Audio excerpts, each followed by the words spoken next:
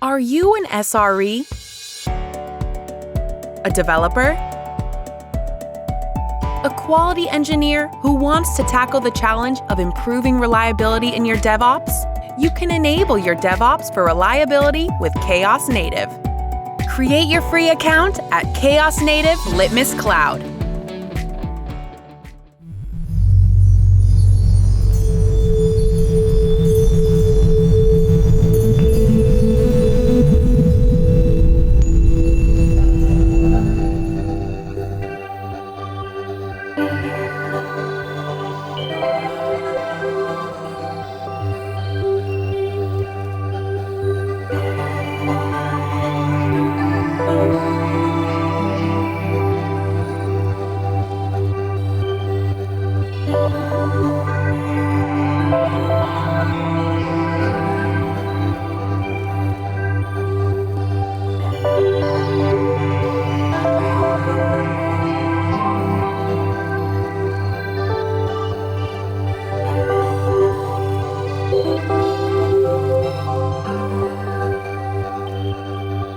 Hi, my name is Vishnuvardhan Chikoti, and in this talk I am going to introduce about Arctic. Arctic is a new SRE adoption framework that has been recently conceptualized by me to help with SRE adoption at enterprises. About me, I have about 16 years of experience, which is a diverse experience across site reliability engineering, product development, and business analysis. For the initial part of my career, I was in a product development, business analyst, tech BA kind of roles, and then I did a career pivot towards the site reliability engineering area. Currently, I work as a senior manager SRE at Fanatics Inc. And prior to Fanatics, I have worked with Broadridge, Bank of America, Tectoro Consulting, and DBS Bank. I also co-authored a book by name Hands-on Site Reliability Engineering, and it has been published very recently in July 2021. There is a blog that I hold. It's xfgeek.com, and it has content across capital markets, which was my initial part of my career. There is technology and then agile. You can look up if you're interested. And from a location perspective, I'm in Hyderabad almost all the time. From the last 20 years, maybe like few months I'm not in Hyderabad, but otherwise I'm always in Hyderabad. And coming to Arctic, I always start with a question of why, and I would like this talk with also a question of why. So why do we actually need a framework for SRE adoption? Now, when it comes to SRE, there are different views on what is SRE. For some people, SRE is about availability. For some others, SRE is about golden signals. SRE is about automation for operations. SRE is about infrastructure automation. Or SRE is just a new title for production support analyst. The list goes on, but I have given few examples here for some of them. And then there are different questions for SRE. Now, how is SRE different from ITIL? How is SRE different from DevOps? How do we structure SRE teams? Is capacity planning taken care by SREs as it is already done during P&V testing? I have already done the capacity planning in P&V testing. Now what is that SREs are going to do at a later point? Can we have multiple SLOs for the same service? Is it fine if we just measure SLOs for our critical services? So this list of questions also goes on and on. These are like few examples which are there. Now to answer some of these questions and to correct some of these views, there are books, there are videos, there are blogs. Now we will see a framework. Now what is a framework? The concept of framework is not new. We have frameworks like Spring Boot for Java, Flask for Python, and then for agile adoption also there is a framework called Scrum. Right? Now if you see the definition of framework, what is a framework? A framework is a basic structure, a foundation that is set on which we can build on. Now this is where Arctic is. It's basically a framework which tries to set the basic structure and a framework for SRE, a foundation for SRE adoption at enterprises. Now hello Arctic. Now we will look at what Arctic is and what are its two pillars are. Right. Now the two pillars of Arctic are visibility and accountability. So these are like two key things that are important for transformation to look at so that we have a successful transformation. So what is the visibility required on? So SRE is about practices, the tooling, platforms and policies or procedures. SRE is also about culture and SRE is also about principles, but that is not explicitly mentioned as part of visibility in this framework. So it's like culture is like implicit. Without the cultural change, it cannot happen, and also the principle should be understood. Now, when it comes to the practices, so SRE has like a lot of practices under it, and there's no need to probably boil the ocean to go and start on all of these practices on day one. Now, there can be an exercise that can be done to look at what practices are already in place. Like it's a natural thing that some of these might already be practiced in the organization, either because as part of their product engineering standards, or it can be part of their other frameworks like ITIL. Now, what is like monitoring? So monitoring nowadays with a very complex architectures where we have cloud infrastructure, VMs on that, then there are platforms built on top of that. Sometimes it's not even just directly deployed services. There are other services which are deployed there, and it becomes a SaaS and they are consumed. And there is CDNs, there are containers, there are auto scaling environments, there are like DNS. So there are a lot of things like before even a request leaves the browser or the device of the user and then hits the production services and then returns back the response. Now, like at what level is the monitoring? Like, is there end user monitoring? Is there infra monitoring? Is there APM? Is there database monitoring? So there are like a lot of things within monitoring again. Then there's observability, which is the actual data which serves the purpose of monitoring. Observability by itself has three pillars, like it has traces, logging and metrics. Now, one of the difference that I like between monitoring and observability, which is said, is monitoring is the microscope and observability is the slide under the microscope, which gives the clarity. Then it is about SLOs, like do we have defined SLOs and does the team actually understand what SLOs are and then at what level are they defined. Then measured SLIs and error budgets, once the SLOs are defined, are we actually measuring the SLIs and do we have error budgets in place which are also measured. We'll also talk about error budget policy next, and incident response. So when an incident happens, like how is that getting notified, how are the teams coming into action, how they are triaging and how they are resolving, all of that is incident response. Like incident management, like how is the communications happening, are we informing the stakeholders or which group, are the users informed, so all of that. And then how is the severity and priority determined. So a lot of things under incident management perspective.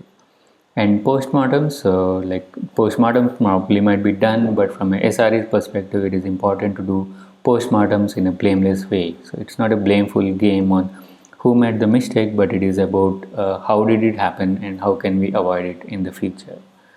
Change management. A change cannot necessarily be a code change. It can be a configuration change or it can be any other change. It can be patching, upgrades, it can be anything.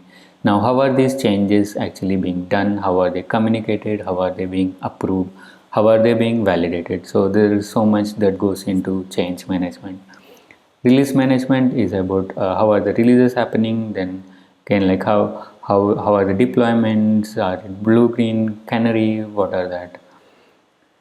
And eliminating toil, like toil is basically the manual, repetitive and work that can be automated away, right? And how much of toil exists, is the toil being tracked, are there efforts to automate that, and at what level are they being automated?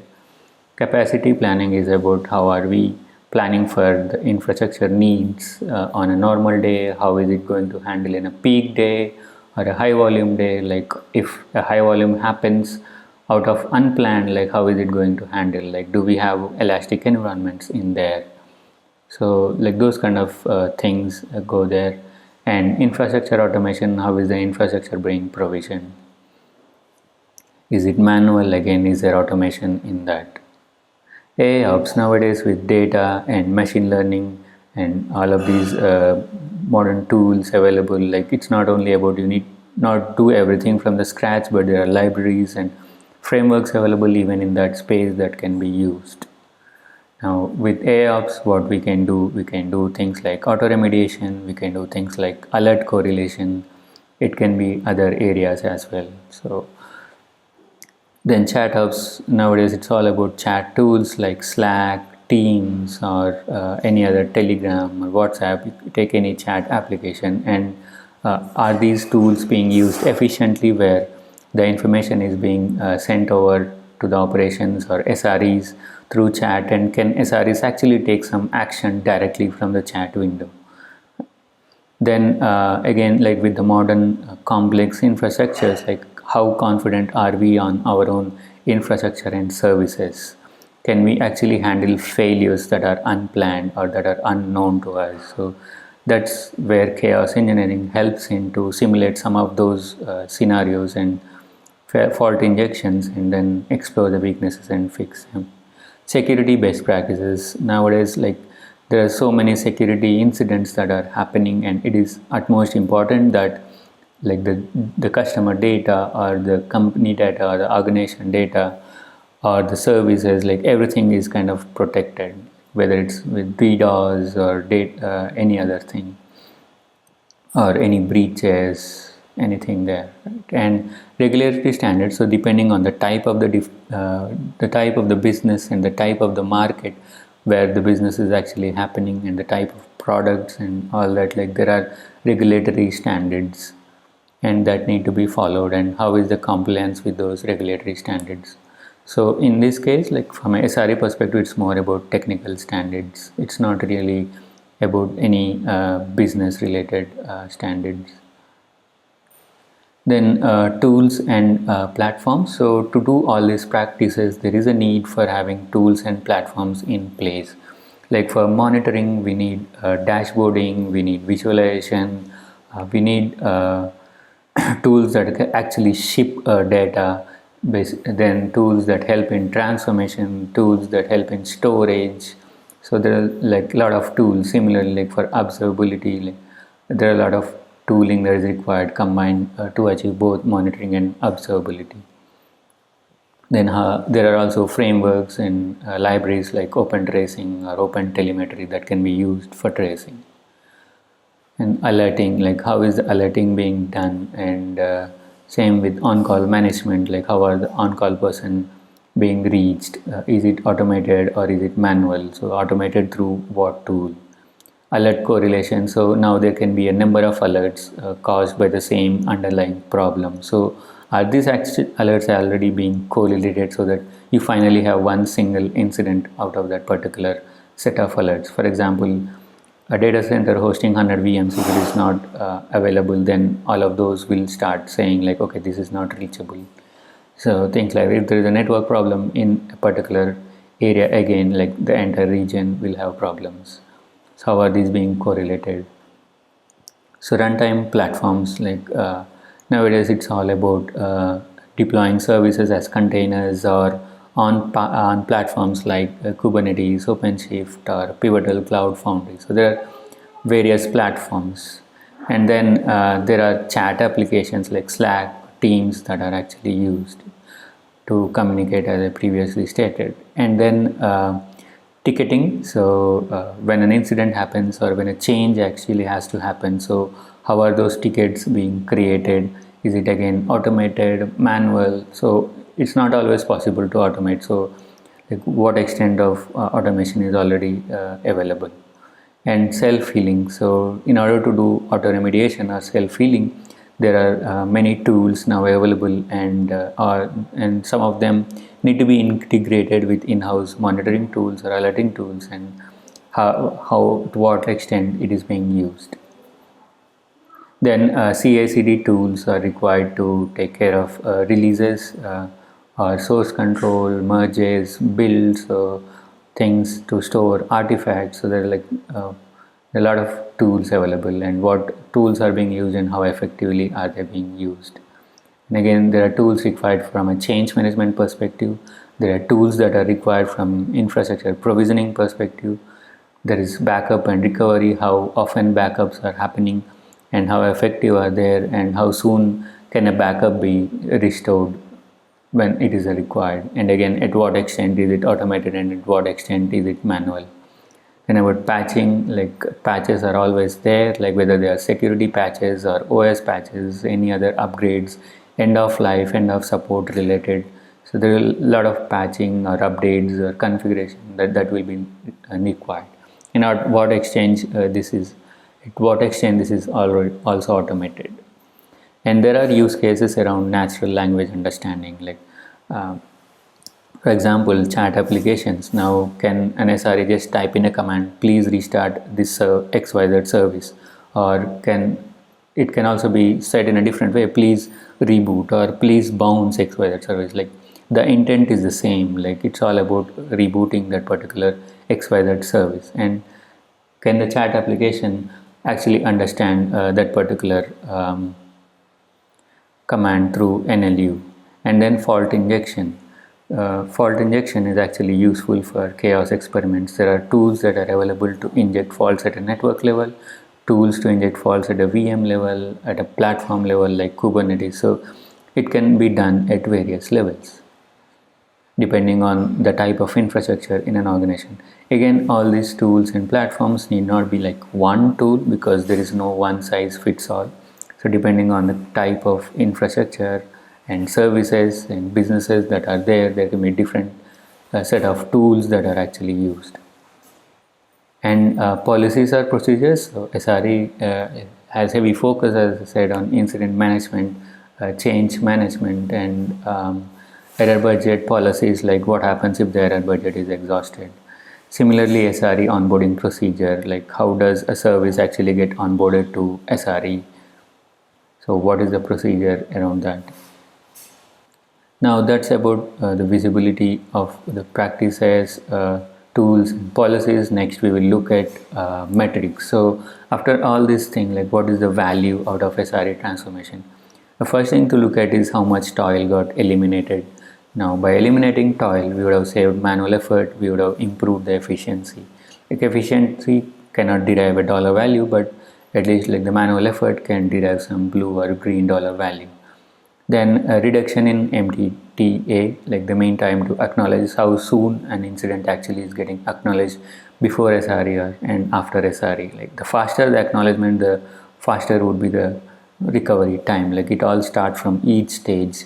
How soon something is detected, how soon an incident is actually acknowledged, and how soon are we able to get to an insight of the problem. Like the time taken to insight is actually helped by having a right level of observability.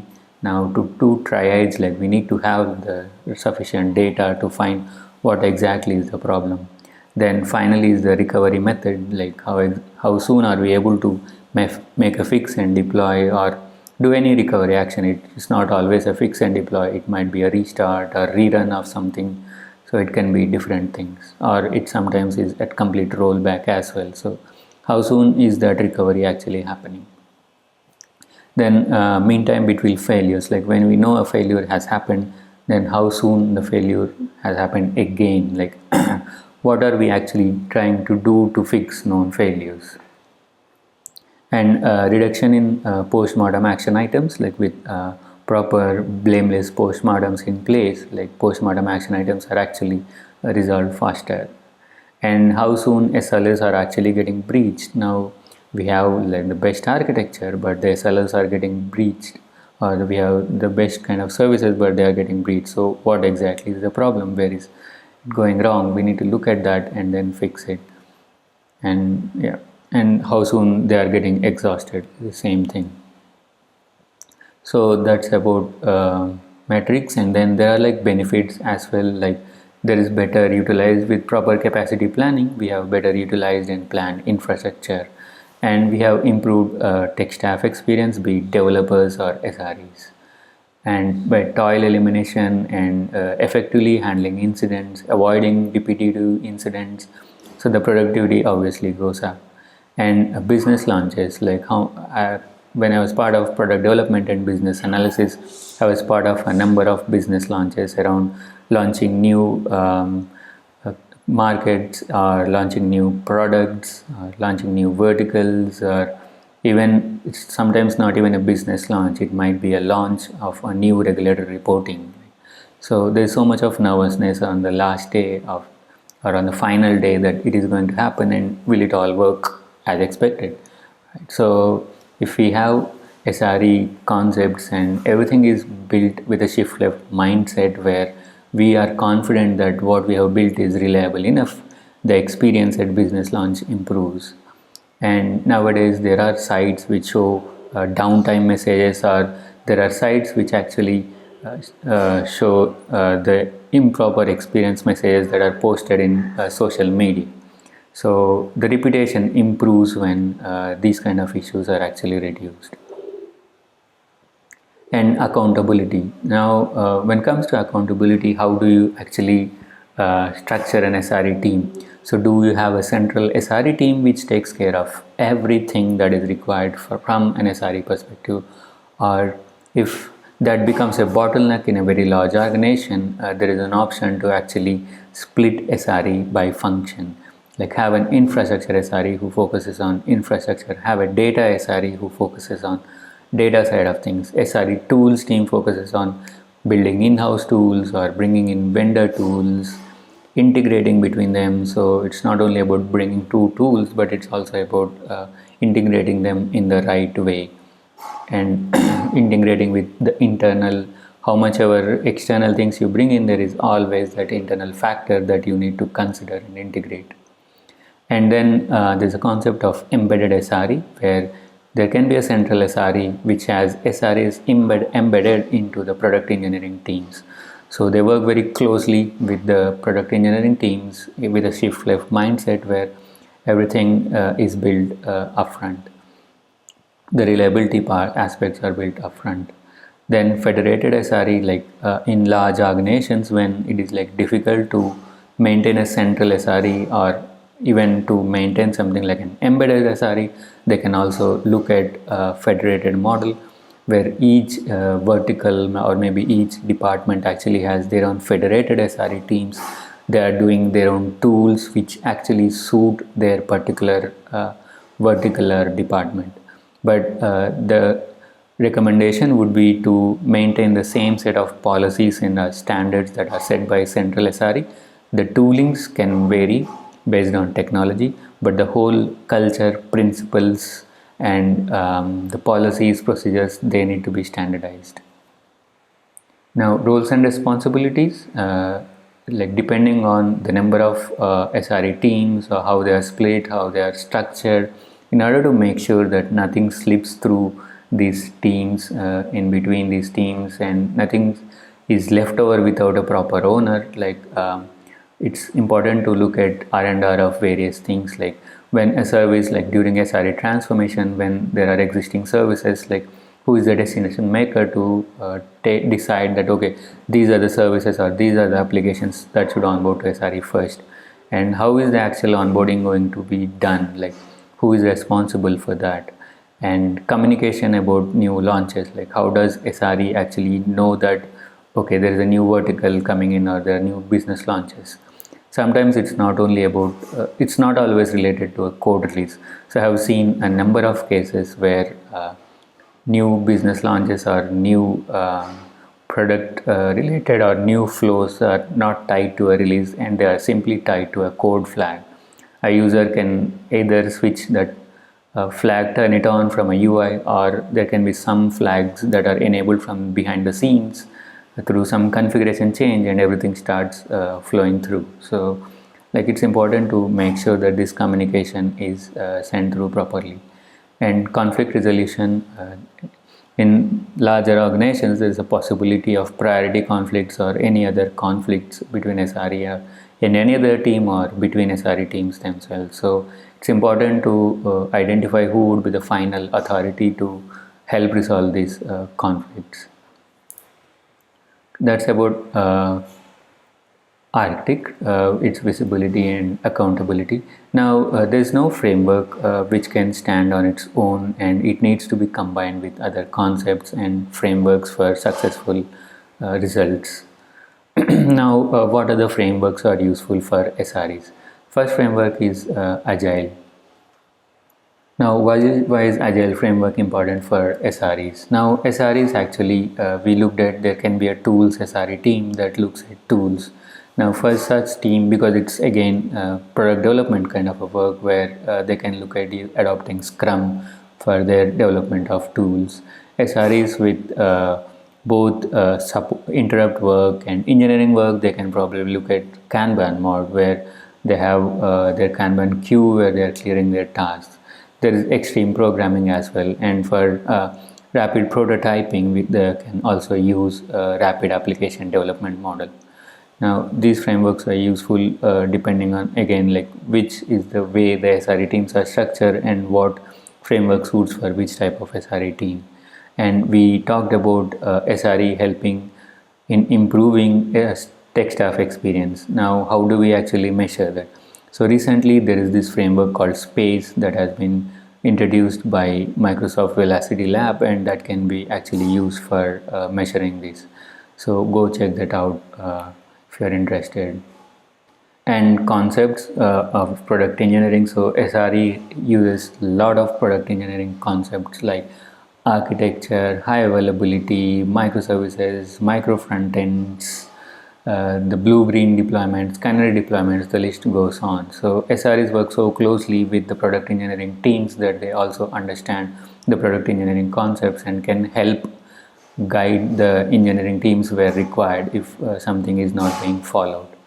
And design thinking, again, like if we are looking to introduce some new practice, new tool, or build something new, or bring in something very new feature, very creative, innovative feature or innovative practice into the organization, or innovative way of doing things, like design thinking can be helpful. Design thinking, we can look at it as when it comes to bringing something new, then look at what is the business viability of that, what is the technical feasibility of that, and what is the human desirability, like how much of adoption will be there after that is actually brought in. Then it's about empathizing with users when something needs to be built, and then ideating, prototyping, and iterating over. Right? And there's also this thing called sprint zero or design sprints. Like if SREs are looking at building some dashboards, nice management dashboards, especially for the visibility aspect or the metrics aspect that I mentioned, so they can actually look at doing some sprint zero or design sprint kind of a thing where they can build those initial prototypes before even getting into the development of that. And chicken and egg problem. Now SREs do talk about building incident knowledge base. Now when what is the chicken and problem is like, do we build something and do producers actually produce something and then bring the consumers, or do we get the consumers even before producers completely build out what they are trying to build? Now this is a problem that can be solved by different ways. Like we can, for example, if we say there is an incident knowledge base and there is not sufficient knowledge base there, then the adoption will not be there. So build the right level of knowledge base before spreading the word further. Similarly, it can also be about common frameworks and tools that are built. Again, like that can be consumed by other product engineering teams before they are like not fully built. If we go for an adoption, that will not happen. So it's like a very tricky situation where you need to balance out at what stage you will actually bring in the users or people to actually adopt it. Then personalities and skills. So there are various personality types that will be required for a successful SRE transformation.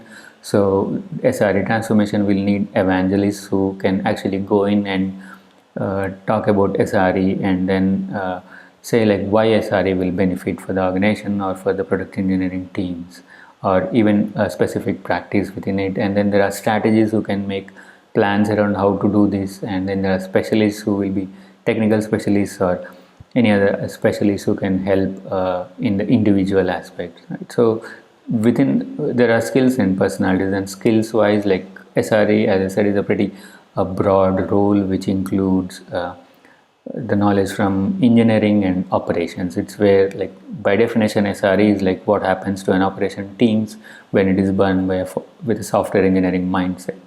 So there is a wide range of skill set required, right, from understanding different types of architectures, infrastructures, testing, CI/CD tools, blue, green, and canary deployments, then chaos engineering, fuzz testing, monitoring, observability, auto remediation, capacity planning, some amount of machine learning. So, like, the more the SRE knows, the more the SRE can add value to an organization. So yeah, and again, it's not always possible to find someone who knows everything, but it can also be a balanced act where, like, few set of SREs focus on one area. Like, it depends on how the organization would like to structure, and then there can be cross training that can be done, and they can always, like, upskill. And SRE is always about watching out for what is new coming up in the market, and then getting the organization at that level. And what are the different things to avoid? So one is about avoiding bandwagon bias. Now, use the right tools and right platforms for the purpose that we are looking at. There's no need to do something because someone else is doing. And no over engineering. SREs themselves accept that failures are normal, and we measure failures and keep them under control at a level that is required. 100% reliability is a wrong target, and that's one of the principles of SRE. So have the right set of SLOs defined, agreed by users, and engineer the service to a level that needs to meet that or cross that. And then coexistence of traditional and SRE policies. Now, the organization might already be using certain policies. Now, when it gets migrated over to SRE, now don't coexist, like keep them together. Like, once it's transformed, it's transformed. So yeah, those are the things for my talk. So any further questions, please feel free to reach out to me on Discord, and thank you.